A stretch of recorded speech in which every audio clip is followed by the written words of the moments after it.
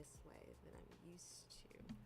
I moved the camera so that way in certain shots you're seeing my cute, let me actually just, I can just close like my little bookshelves over there, and you get like my little photo wall, and depending on how I angle the camera, sometimes you'll see a cat. Right now that's not in frame.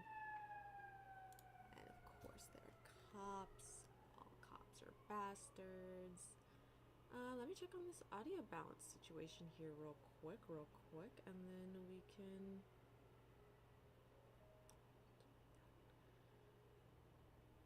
let me check on the audio balance situation.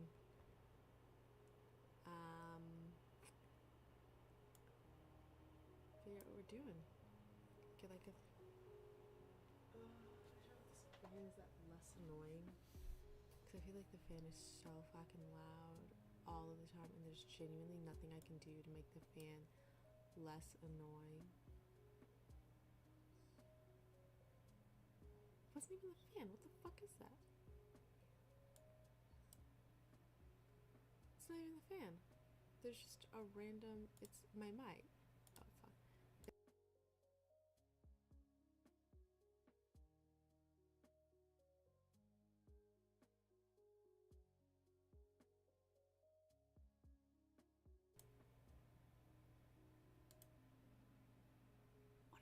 hearing? What is wrong with you? What's your problem? Is something...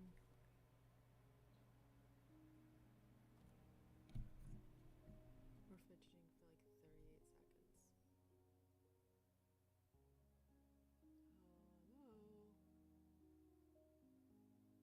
Hello? Hello? How does that sound? What does that sound like? Is that like livable audio for people? I definitely need to turn down the music in that case.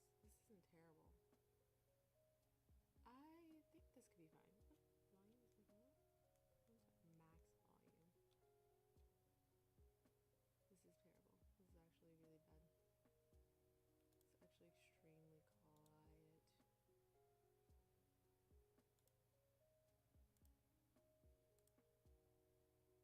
Let's try some things. We're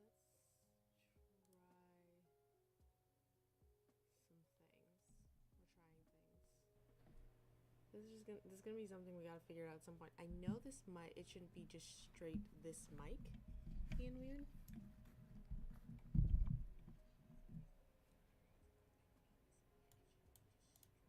Because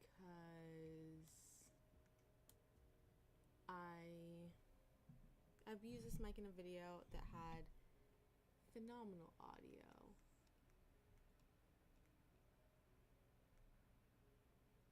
And so I don't know why it just sounds like firecrackers or whatever. So let's see what we can do to make it sound not like firecrackers in the background. Oh, hey. Do we just do it? Do we just figure it out? Do we do it? Do we just figure it out? We might have just figured it out. Oh, filters. That doesn't mean I need to fix my audio, my music, so you can hear music in these quiet sections that are no longer filled with the sound of obsessive humming. Glad I figured that out eventually. Would love to have streams with some like good audio. I might turn the music down a little bit. Okay. Now that we've gotten past the obligatory audio checks of the stream, salutations friends, my name is Brianna Kim Bond, otherwise known as an Ordinary Scholar, and I've told you, y'all know how much I love this series. This series being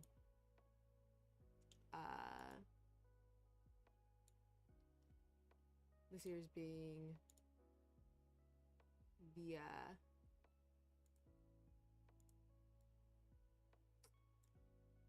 the Catastrophe Incoming series by Amy Donnellan.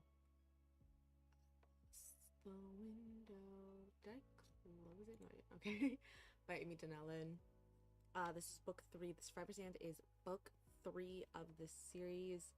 I've already reviewed the first 2 together in a I believe the video is just called like what's my like intro name, because I know it's labeled as just Catastrophe Incoming, but I forget what but if you look at my streams, it's a relatively recent stream. I did it relatively recently.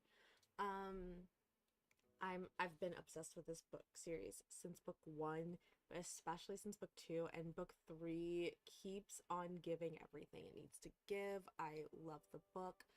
Let's get into a description. What I'm going to end up doing is I'm going to read you a description, then I'm going to read you the review I wrote for this book, because the review says it all. And then we're going to go through and obsess over some quotes in this book. And if you notice that in my notes here, things get less cute over time. Like I was doing images, we were doing emojis. We were having fun. I am currently having a nervous breakdown. I've been having a nervous breakdown for a hot minute, so bear with me on the boring notes. I'm so sorry. And don't worry, all notes, if you're interested in subscribing to my Patreon, I do have a Patreon where I put up all my notes. I will be updating all of the ones that I do have today. That's happening right after the stream, I swear. Also, I'm bad at advertising myself, so let me advertise myself for 2 seconds. I have books. I also write books. I write books. Something made a noise. I write books. And so you have my main series, The Queen of Thieves. This is book 1. This is about a spy that goes to work for the government that ruined her life. That's fun. And then we have my autistic cheerleader romance, Imani and Aaliyah's Fashion Bible. This isn't the real cover on the like opening screen here in the bottom right. That's the real cover. That's the real cover. That's the real cover. This is a fake cover that I also love. You've got 2 girls. They're on the same cheerleading team in college. One of them's like, I'm gonna quit, and the other one's like, okay, but what if I kiss you? And it's about them navigating the relationship and getting like used to, like, one of them semi-verbal, and like Aaliyah is the non-autistic girl, and a lot of the story is about her learning how to accommodate Imani and to help her feel comfortable, to help their relationship grow. And then they form a little social media business that is like also like a key thing that they can use to like bond with each other. It's super adorable. The mom in it is rough. Not Rochelle. Rochelle's a legend. We adore Rochelle. Imani's mother. It's a problem.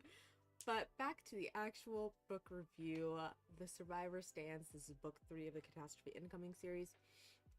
So what we've got going on is post book 2. So book 2 is where they're stuck in the magical collection.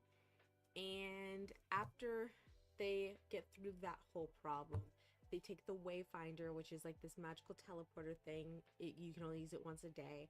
Use it, end up in this town where they find the town has been raided and there's ice and fire magic everywhere, just destroying the town. There are like bandits attacking the people and they're trying to steal the gold. And it is done by the very same group that did the very same type of attack on Ren, who is one of our 3 main characters. We have 3.5 main characters. We've got Ren, who is our warrior.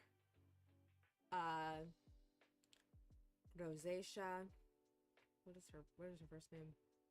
Reverie. Reverie, who is our disciplined mage. She's flirty and spunky, and she should be a bard. She's a bard. And then we have Lark, who is our gifted mage. They are a mage of the scholar god. and they have a dragon eye that lets them see people's emotions. But Ren, her hometown was attacked by the very same bandits when which was essentially, and she believes that the attacks are led by her uncle. She believes her uncle's to blame and leads the group because and so that was what's prompted her to go out and leave home. She's trying to find her uncle and bring him to justice. And so the story is about Ren and the group trying to help, mostly Ren though, trying to help this town prepare for the second wave of attacks, and so they can defend their home, keep what money they still have so they can use that to rebuild their home. And then she's also mentally preparing for the moment where she knows she's going to have to confront her uncle and bring him to justice. But what is that going to look like, you know? The review I wrote for this book. Let's read that.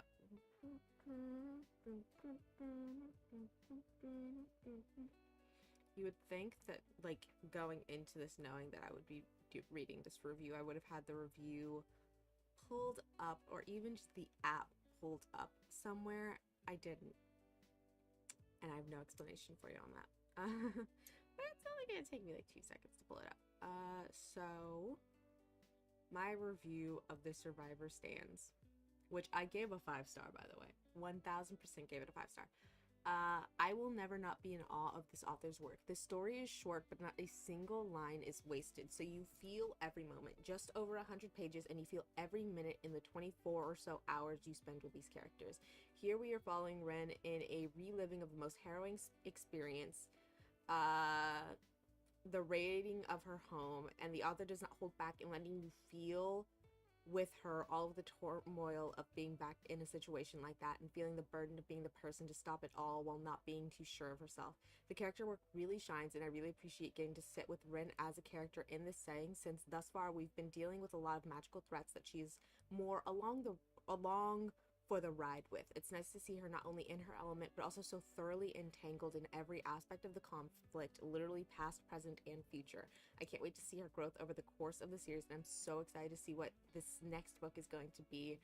Spoiler alert, they're going to be in a labyrinth, and I'm so excited. I think it's going to be so funny. Truly cannot recommend this series enough.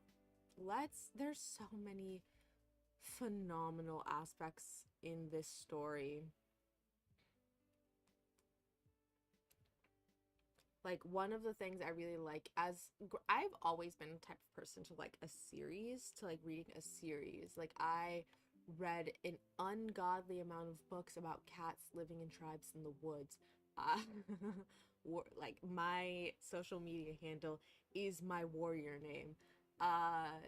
So I really like a series. I really like a series that like attaches to itself, if that makes sense. A series that acknowledges itself, that where like you feel the ties between all of the books. And one of the moments here that you kind of have that is this quote in the top left of the notes section. You can still see that, yeah? I'm sorry, you can still see that. You have the quote, you said arson isn't her style, Ren says, and in all fairness was proven wrong about a minute later, like counters. One, that's just funny. This book is funny, these characters are funny, these characters work great off each other.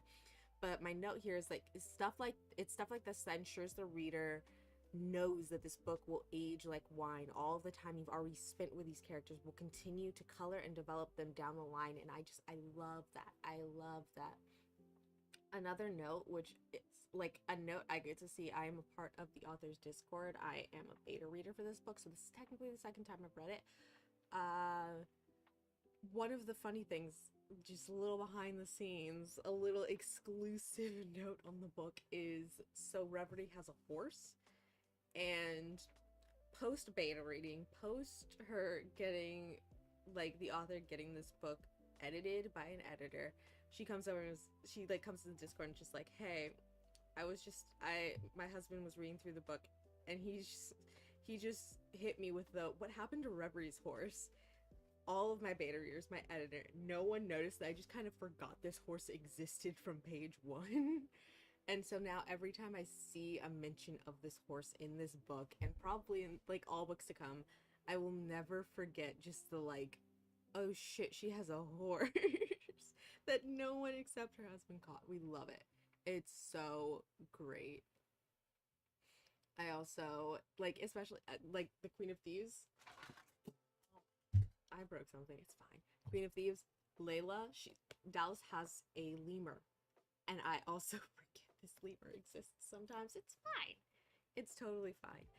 It's totally something that I need to go back and edit in this current book I'm editing. It's great. It's writing books is fun. Writing books is a great time. Let's see what's next.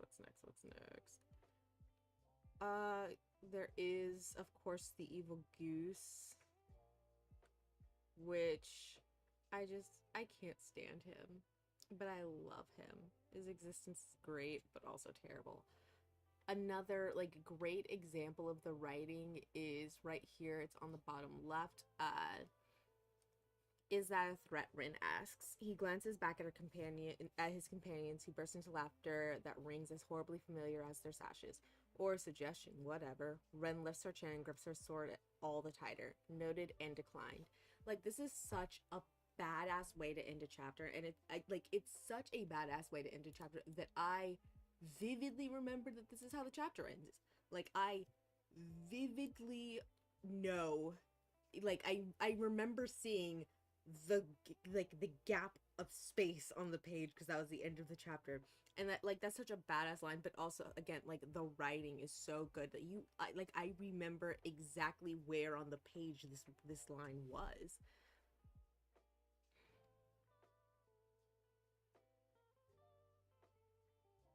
Ugh, I don't want to read all of it. I can't read all of it. Also, you will see I have a lot of David in my notes because the tism in this book, oh my lord. I can go this one. Lark snorts. What makes shit holy out of curiosity? Reverie blinks and plants her hands on her hips. I can't tell if you're joking. It's just a peculiar expression. I mean, I guess I've never really... Reverie gestures vaguely in Lark's direction. You serve the scholars. Surely if anyone can make shit holy, it's you. I'm an academic, a seeker, not a priest. Lark sniffs with distaste. I would argue that nothing can make shit holy. Sometimes shit is just shit. Rin's hand comes down over her eyes, sweaty and sore from gripping her sword. 6 hours ago, you two were discussing complicated magical theories that sounded totally made up but weren't, and this is what you're on about now. And if there's genuinely no better a description of what gifted classes are like we can go from like straight like in-depth complex theory to like, okay, but why exactly can't shit be holy? And it like to like the goofiest, most nonsensical, the number of discussions about how to kill superheroes, that takes up that was a lot of my childhood.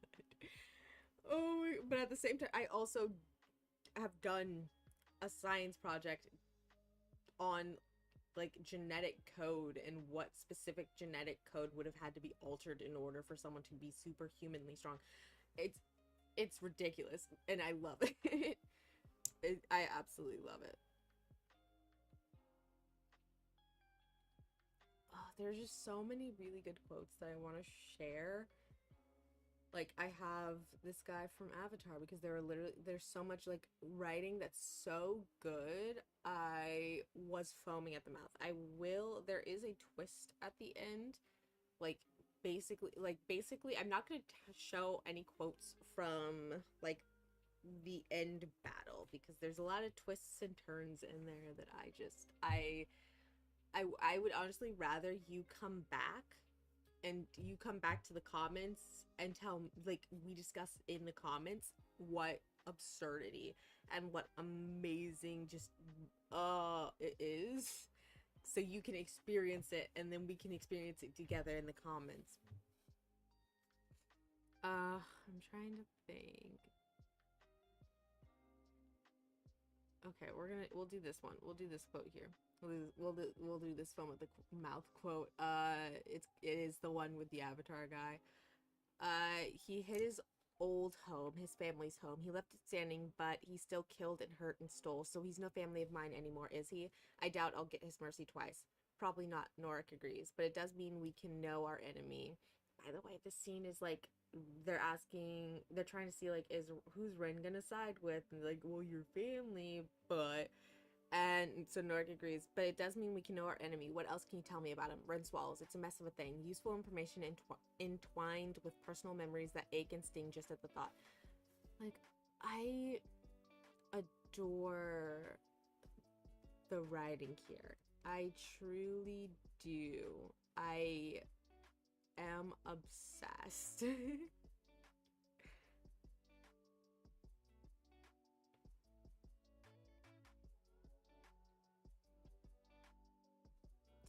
And then here's just another example of what I mean when I say, it is this one with the little pink flag. It's what I mean when I say that you feel every minute with these people.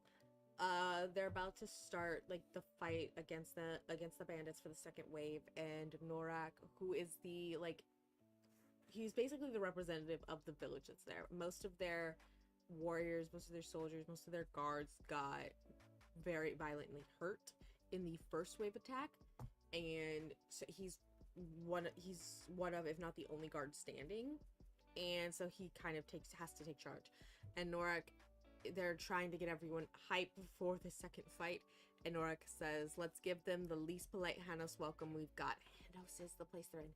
And like, that's like, on paper, in theory, that's an unremarkable line, but because of all of the time you've spent with these people, because you've felt so much of the tension, of the stress, of the worry, of the doubt with them, to like be with these characters as they like muster up this energy, as they muster up this courage, this feels so much, this brings out so much feeling, when even though it's like, this could be in like 80 kids movies for all I know, but it is all of the context that is built up around it, that it doesn't matter if it's just kind of a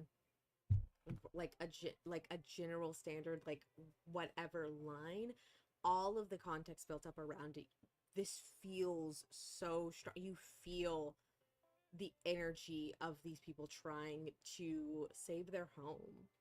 And I, like, again, this is such amazing writing from the author. Let's see. I don't know if there's anything else I can share with you. I can share you a couple more really funny quotes that I like.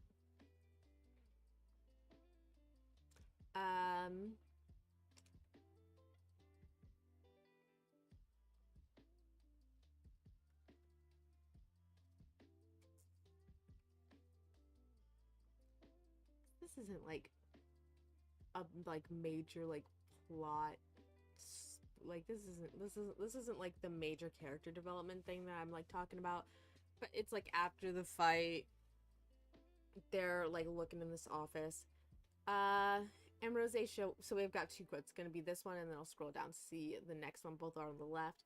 And Rose says, what in the world are you doing with that drawer? Reverie, whose hands indeed have been buried deep in the top drawer of the librarian's desk for the last 5 minutes, grins at them both. Well, if I was the local expert on something so dangerous, she says, I wouldn't leave the important secrets where any greedy bitch could find it.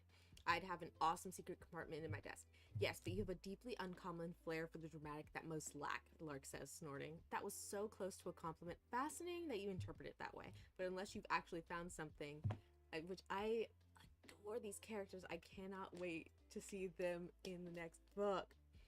And then like the next line is, Reverie starts, there's an inch unaccounted for, Reverie interrupts, raising her voice to win the exchange, between the bottom of the drawer on the inside and the bottom on the outside, and it couldn't possibly just be the thickness of the wood. Reverie's grin gets mischievous. I always account for the thickness of wood. That's why I'm so popular.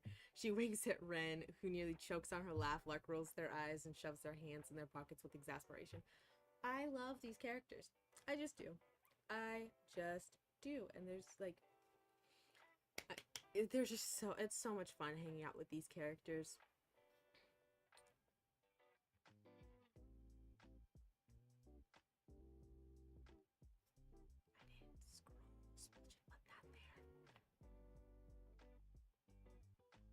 And another thing that I really like about the story is because a lot of it is like the struggle of someone you love has done something really terrible, and now you're the person that needs to stop them, but there's so many complicated feelings there. And you have a bit of a reflection between Rin and Lark, where with like Rin, her uncle, and then Lark, it is Nightingale, who is their ex that they still have feelings for, that is like a vicious murderer. And you see a bit of the like reflection, and you see a bit of the of like Ren getting to understand that struggle a bit more with them. And that's also something I really liked getting to see and getting to take some time with. Curious about how it's going to go forward, especially as we are probably going to see a lot more of Nightingale than we are of the uncle. So I'm curious to see how Ren's feelings about this situation and watching the situation are going to shift, especially because like there's like a little love situation. I'm hoping for a throuple, but there's like some romance going on between all of these characters, Ren, Lark, and Reverie. And so we'll see what else, how that also impacts everything. Reverie and Nightingale's gonna be funny. There's gonna be a lot of ego in that room.